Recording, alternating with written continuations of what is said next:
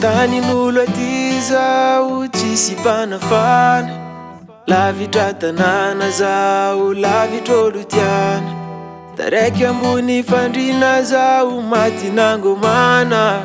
Tsy haiko nafadino ny zao, fa ty tsy mety tamana. Tsy haiko anao ino, lasanao any foko. Tsy haiko anao any, nafaniova fo lasanao any foko. Mipotiana fongomanao zao, lasanao any foko. Aza hela familanao zao, aza hela anao tiako. Masoko mipitrapitra, kara tetomany. Ranomasoko efa ritra, ela loatra anao zay tany. Tsy haiko nafavita, biratonao any. Sao aty manisa, telo andro anao zay tany. Tsy haiko anao ino, lasanao any foko. Tsy haiko anao any, nafaniova fo lasanao any foko. Mipotiana fongomanao zao, lasanao any foko. Aza hela familanao zao, aza hela anao tiako.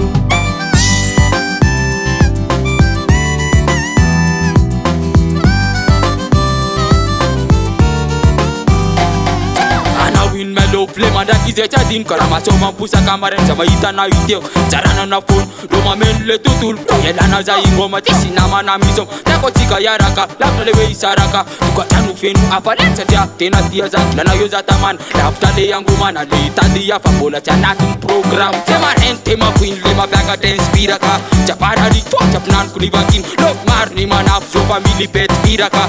Anako e basy manonga le fily, sako nanambola nambovangaiko automobily. Tokotany ndraiky trano vilafo fa tsy manino. Nefa sa mbola mitady zanak'olo le mampiady zako manana. Anapetany koravade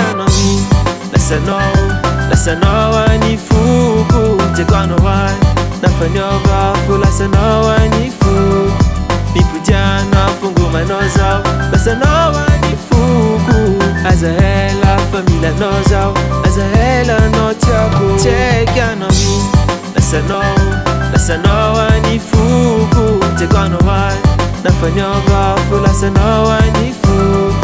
Mipotiana fongomanao zao, lasanao any foko.